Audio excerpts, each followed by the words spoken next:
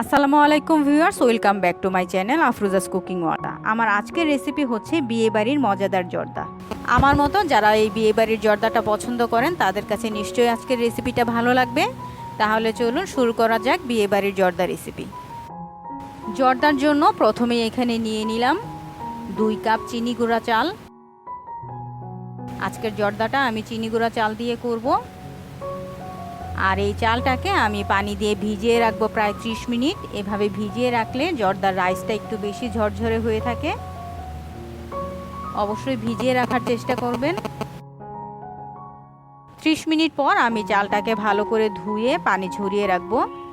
এখন চুলায় একটা কড়াই বসিয়ে তাতে পরিমাণ মতো পানি দিয়ে দিলাম।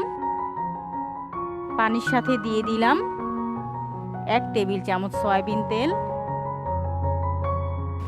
2 চা চামচ জর্দা রং। এবার পানিটা ফোটার জন্য অপেক্ষা করব।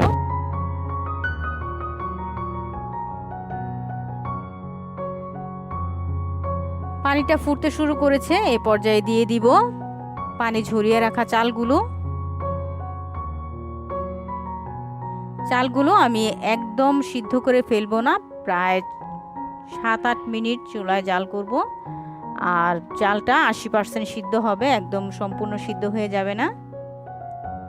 চালটা 80%-এর মতো সিদ্ধ হয়ে গেছে। এই পর্যায়ে নামিয়ে পানিটা ঝরিয়ে নিব।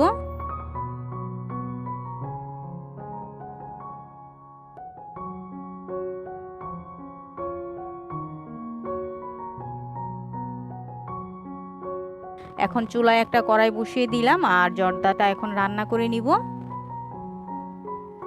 কড়াইতে দিয়ে দিলাম 1/4 কাপ ঘি। সয়াবিন তেল দিয়েও রান্না করা যাবে, তবে আমি আজকে ঘি দিয়ে রান্না করব। ঘি দিয়ে রান্না করলে দারুণ একটা ফ্লেভার আসে। আর ঘিয়ের মধ্যে দিয়ে দিলাম 2-3টা দারচিনি, 5টা এলাচ এবং কিছু লবঙ্গ। লবঙ্গটা একটু বেশি পরিমাণে দিলে জর্দাটা খেতে কিন্তু খুবই ভালো লাগে। ঘিয়ের মধ্যে এই গরম মশলাগুলো দিয়ে একটু ভেজে নিচ্ছি। মশলাগুলো ভাজা হয়ে গেলে এখন দিয়ে দিব 2 কাপ চিনি। আর চিনি আর চালের পরিমাণটা সমান সমান হলেই কিন্তু জর্দাটা খেতে ভালো লাগে। জর্দায় কিন্তু কম মিষ্টি হলে একদমই খেতে ভালো লাগে না।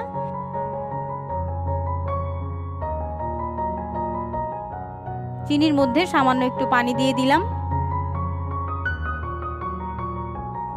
একটু নেড়ে চেড়ে চিনিটা যখন শিরা হয়ে গেছে, এখন এই চিনি শিরার মধ্যে দিয়ে দিচ্ছি জর্দার রাইসটা।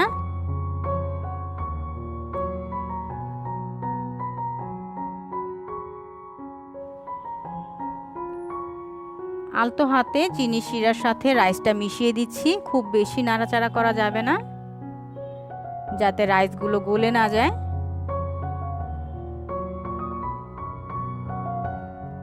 এখন একটা ঢাকনা দিয়ে প্রায় 5-6 মিনিট ঢেকে রাখবো। ফিরে আসলাম 5-6 মিনিট পর।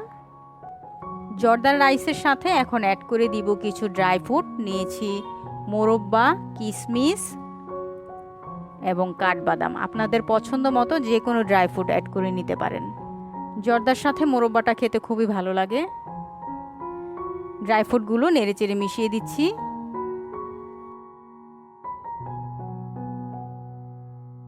এবার একটা ঢাকনা দিয়ে ঢেকে রাখবো আরও 5 মিনিট। ফিরে এলাম 5 মিনিট পর। এখন কিন্তু জর্দাটা একদম রেডি। চিনি শিরাটা একদম শুকিয়ে গেছে আর চালটাও সিদ্ধ হয়ে গেছে।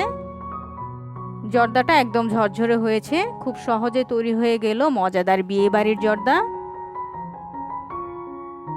আর এই জর্দাটাকে আমি ছোট ছোট মিষ্টি এবং কাজু বাদাম দিয়ে সাজিয়ে নিয়েছি। আশা করি রেসিপিটা ভালো লেগেছে।